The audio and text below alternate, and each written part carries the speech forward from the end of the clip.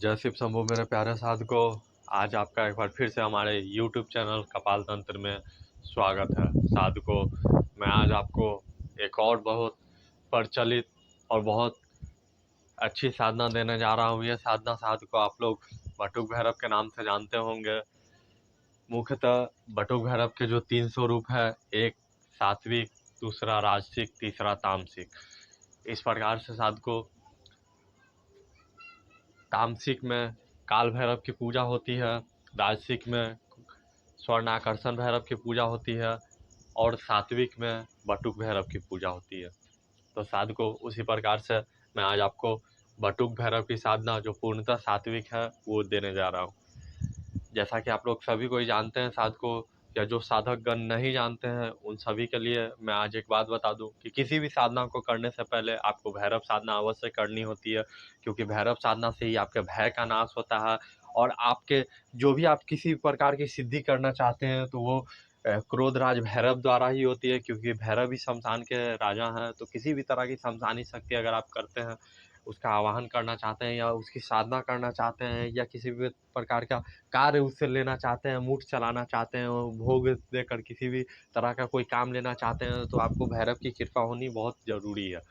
तो बहुत सारे साधक लोग घर से बाहर नहीं जा सकते हैं या कहें कि शमशान जाने में असमर्थ हैं, तो वो लोग इस साधना को बहुत सारे अलग अलग प्रकार की विधि द्वारा नहीं कर पाते हैं। तो इसीलिए मैं आज आपको बहुत ही सात्विक विधान देने जा रहा हूँ। ये आप घर पे भी कर सकते हैं। बहुत सारे लोगों का ये कहना होता है कि भैरव की साधना घर पे नहीं होती है। ऐसा नहीं है साधकों, भैरव की साधना घर पे भी आप कर सकते हैं, जो कि बहुत सात्विक स्वरूप है।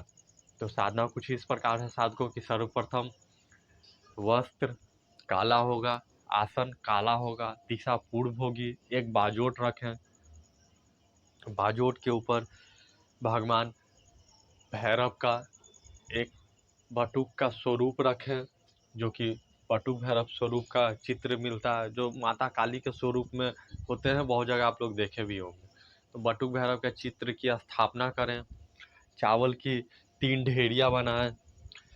ये त्रिदेव की ढेरी होती है साधकों, जिससे आपको साधना में सफलता के कुछ आसार बढ़ते हैं। माला रुद्राक्ष की होनी चाहिए, प्राण प्रतिष्ठित माला होनी चाहिए और एक आप कवच ले लें। अगर आप एक नए साधक हैं तो कवच का प्रयोग अवश्य करें, क्योंकि कवच का प्रयोग द्वारा किसी भी तरह की जो भी आपके अंदर ऊर्जा है, उस ऊर्जा को कोई भी निगेटिव एनर्जी आसपास की चुराने की कोशिश ना करे। इसीलिए आप कवच का प्रयोग करें। अगर आपके पास कोई कवच है तो अच्छी बात है, अगर नहीं है तो हमारे संस्थान से संपर्क कर कर आप ले सकते हैं। अगर जो लोग अच्छे व्यक्ति हैं, जो लोग जाप वगैरह किए हैं, तो उन्हें कवच की भी आवश्यकता नहीं है, डायरेक्ट आप इस साधना को कर सकते हैं। तो दिशा जैसा कि मैं बता चुका हूँ पूर्व होगी, और आसन लगाएं, बैठ जाएं। साधना आप सुबह, शाम, रात तीनों में समय में किसी भी समय कर सकते हैं। सुबह ब्रह्म मुहूर्त में, शाम के समय 6 से 7 बजे के बीच में होती है, जब सूर्य अस्त हो रहा हो, या फिर रात्रि 10 बजे के बाद। तो ये तीनों स्वरूप सात्विक साधना जो है साधकों, ये किसी भी स्वरूप में किसी भी समय में आप कर सकते हैं।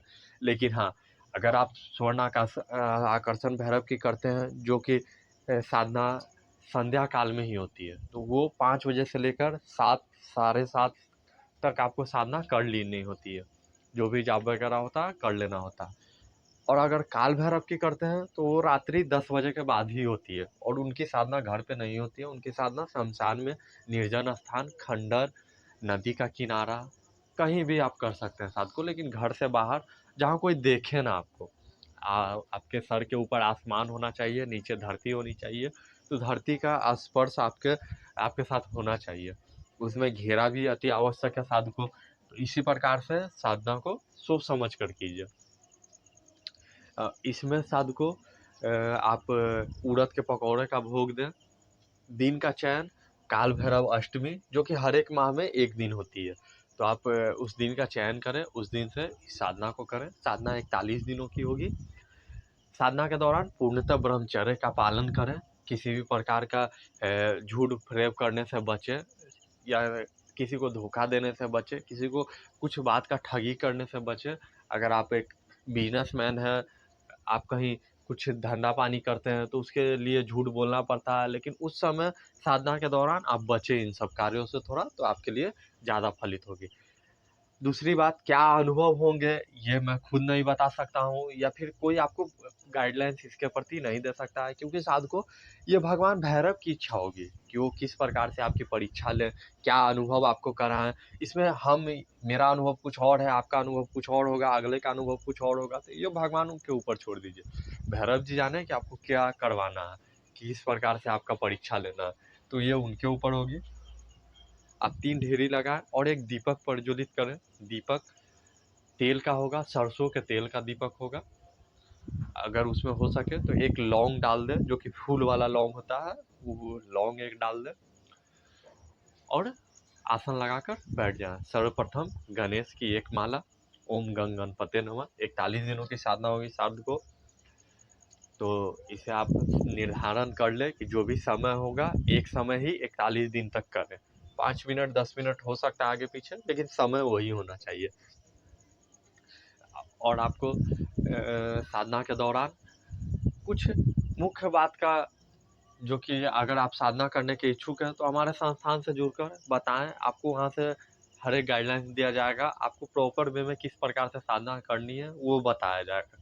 तो साधको कुछ मुख्य बातें हैं जो कि मैं ऐसे यूट्यूब पर नहीं बता सकता हूँ, तो जुड़े और जानकारी लें।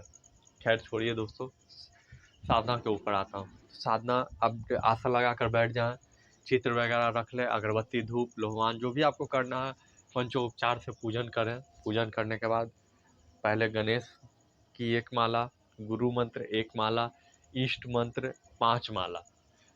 क्योंकि साधको अगर आपका इष्ट पक्का है तो आपको किसी भी साधना में सफलता मिलेगी।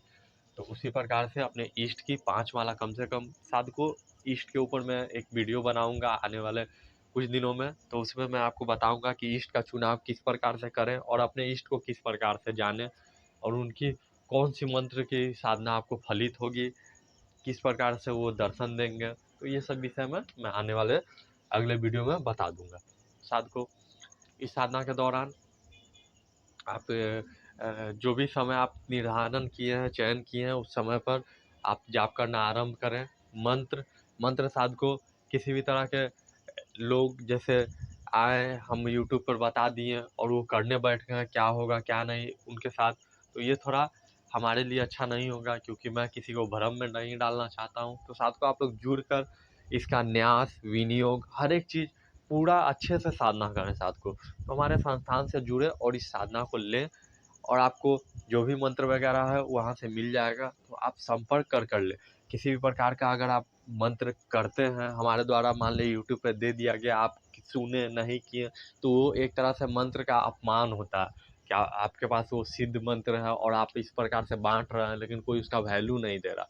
तो इसीलिए साधको आप हमारे संस्थान से जुड़े और साधना करें। ये साधना आपको पूर्णतः मदद हमारे द्वारा दी जाएगी। तो इसी के साथ साधको मुझे अनुमति दें, मैं अगले वीडियो में फिर आपके लिए कुछ नई जानकारी लाऊंगा। इसी के साथ जय शिव शंभू।